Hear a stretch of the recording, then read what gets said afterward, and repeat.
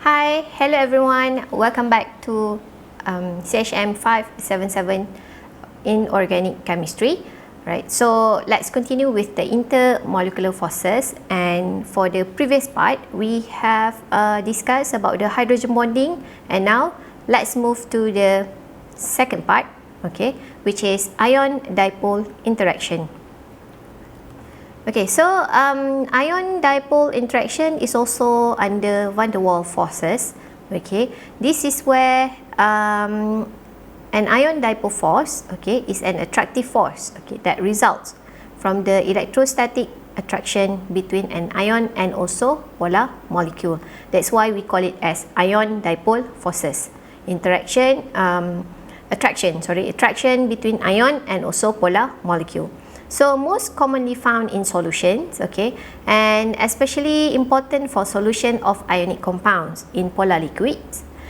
And the strength of this interaction depends on the charge of the ion and also the dipole moment of the molecule. So the strength of these forces are what make it possible for ionic substances to dissolve in polar solvent. Okay, so this is a diagram where it shows us the ion dipole interaction. For example, we have a sodium iodide, okay, is being dissolved in most of the time polar molecule, which is water, H2O. Alright, so what happened here, okay, a positive ion, which is a cation here, sodium plus, attracts the partially negative end of the neutral polar molecule.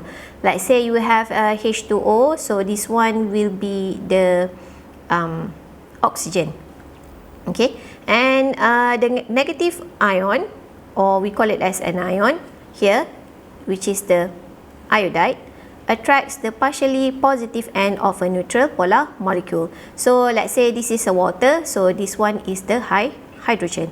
So sodium is attracted to the oxygen, while for the iodine or iodide here is attracted to the hydrogen. So another example, okay, I have here sodium ion and also magnesium 2 plus, okay. So this is where sodium has a weak interaction with water, alright, compared to the magnesium 2 plus, where it has a strong interaction with the magnesium 2 plus and also H2O.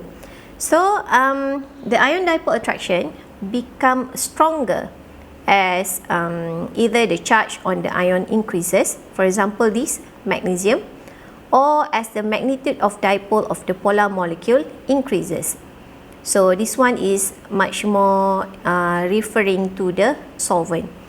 So magnesium 2 plus or magnesium ion with a higher charge and smaller interacts strongly with water compared to the sodium plus.